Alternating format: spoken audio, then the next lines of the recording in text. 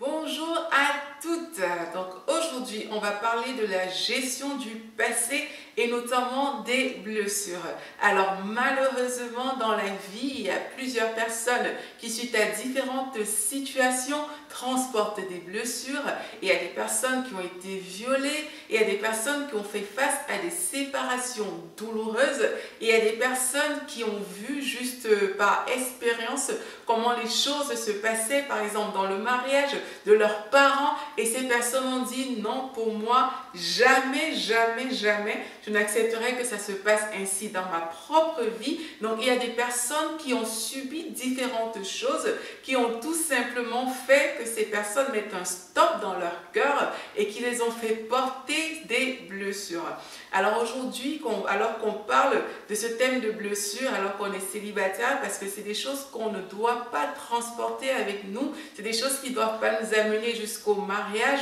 Alors qu'on parle de ce thème, j'ai envie tout simplement de vous dire, vous qui m'écoutez aujourd'hui, de prendre le temps et de dire qu'est-ce que je transporte. Est-ce qu'il y a une expérience que j'ai vécue dans la vie qui a fait en sorte que mon regard sur le mariage est modifié?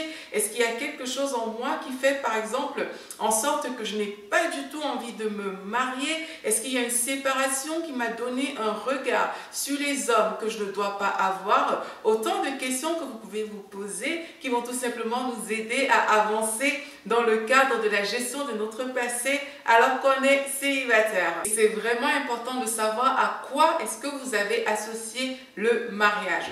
Par exemple, lorsque vous pensez mariage, à quoi est-ce que vous pensez? Est-ce que vous pensez à l'histoire de vos parents? Est-ce que vous pensez aux films que vous regardez à la télévision?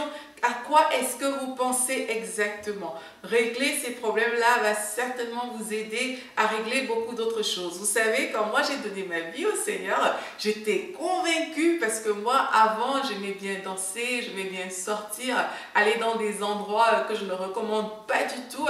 Et là, j'allais souvent danser. Et quand j'ai donné ma vie au Seigneur, il y a quelque chose qui s'est passé en moi et j'ai associé la danse aux endroits là où j'allais. Donc je m'interdisais de danser, je m'interdisais de faire des mouvements parce que pour moi c'était pas bon de le faire, tout simplement parce que j'avais rattaché ma vie d'avant à la danse. Pourtant, c'est deux choses complètement différentes. On peut danser pour le Seigneur sans pour autant se retrouver dans ces endroits-là. Donc voilà, j'avais rattaché ces choses et ce n'était pas bon. Et quelquefois, c'est ce qu'on fait, c'est qu'on rattache le mariage à des choses. On rattache le mariage à l'expérience de nos parents, on rattache le mariage à ce qu'on voit à la télé, qui sont peut-être des perceptions erronées du mariage. Et aujourd'hui, c'est important tout simplement que vous embrassiez la bonne perception du mariage et que vous acceptiez justement pour guérir des blessures de votre passé, de renoncer à ces choses. Renoncer aux choses que vous avez acceptées jusqu'ici. Vous avez accepté que le mariage signifie telle chose ou telle autre. Choisissez de renoncer à tout ce que vous avez accepté pour embrasser la pensée de Christ sur le mariage. Bien entendu, il y a des problèmes parfois beaucoup plus profonds que juste renoncer à une pensée. Il y a des personnes qui ont subi vraiment des blessures atroces, des choses immenses.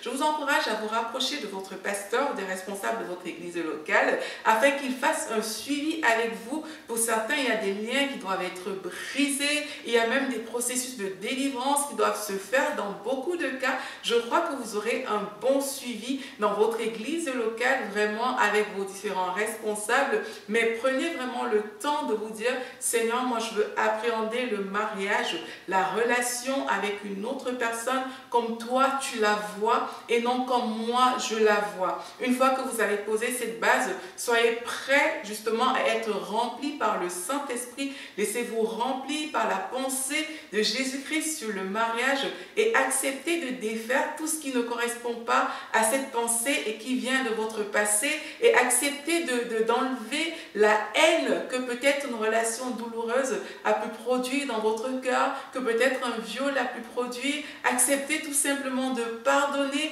aux personnes qui vous ont fait du mal et d'avancer. Et c'est comme ça que vous allez voir que vos blessures vont commencer tout simplement à... Votre cœur en fait va commencer à s'attendrir par rapport au mariage, par rapport aux personnes que vous rencontrez. Vraiment, faites le choix de garder votre cœur et de ne pas laisser que ce que vous avez vécu dans le passé devienne un frein pour vos cœurs et vous laisse transporter toutes sortes de blessures. Il y a des personnes à qui il va falloir pardonner. Pardonner et avancer tout simplement. Il y a aussi une gestion du passé qu'il va falloir mettre en place dans le cadre des fréquentations parce que bien entendu quand on commence à fréquenter quelqu'un, mais il y a des choses qu'on dit, il y a des choses peut-être qu'on ne dit pas tout de suite, etc.